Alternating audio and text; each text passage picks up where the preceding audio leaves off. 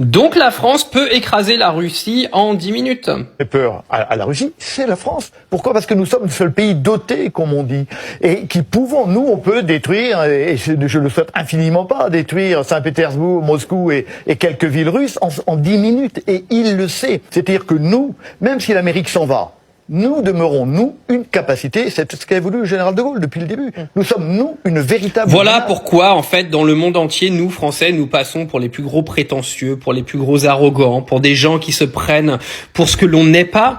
C'est-à-dire, arrivé un moment, tu peux pas venir sur un plateau de télé et venir expliquer que la France exploserait la Russie en 10 minutes quand tu sais très bien que si t'envoyais une bombe en Russie, la France entière serait exterminée par les Russes en l'espace de 28 secondes.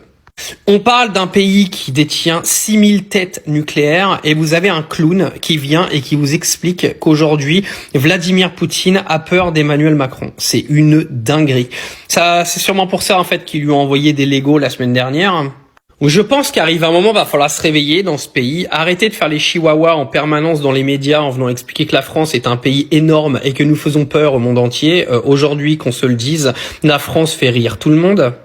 Emmanuel Macron nous humilie au quotidien dans le monde entier. C'est sûrement pour ça que toutes les relations diplomatiques de la France dans le monde deviennent de plus en plus catastrophiques. Mais alors là, il a parlé. Soit il veut avoir des abonnés, ou bien soit il veut avoir des vues, soit il connaît quelque chose. Voilà. Il a quand même dit des trucs qui est intéressant. Voilà. Donc c'est des gens qui ne peuvent pas reconnaître leurs faiblesses, qu'ils sont faibles. C'est ça qui est dommage.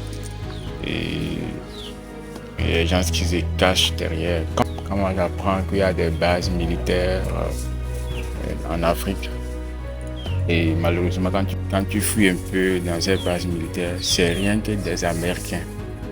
Et ce sont des Américains qui dominent un peu.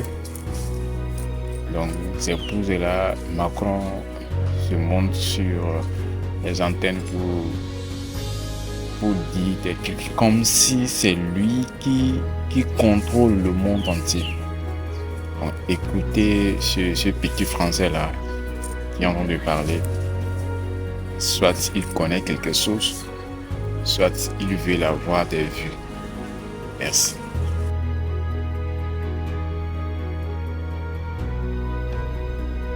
Et quand Donald Trump a attaqué le Venezuela et qu'il n'avait pas encore parlé du Groenland, vous étiez content.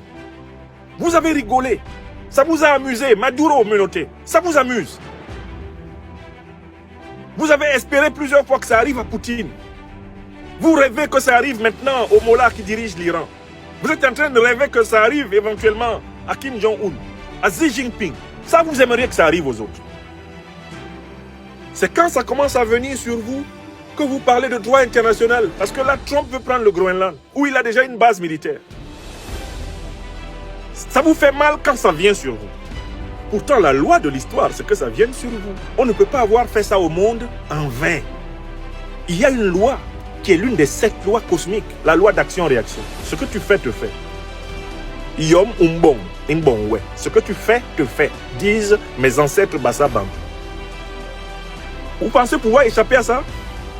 Vous pensez que vous allez échapper au retour de bâton des crimes coloniaux, des crimes de guerre, des crimes économiques, des crimes contre l'humanité que vous avez allègrement commis et que vous continuez à commettre maintenant?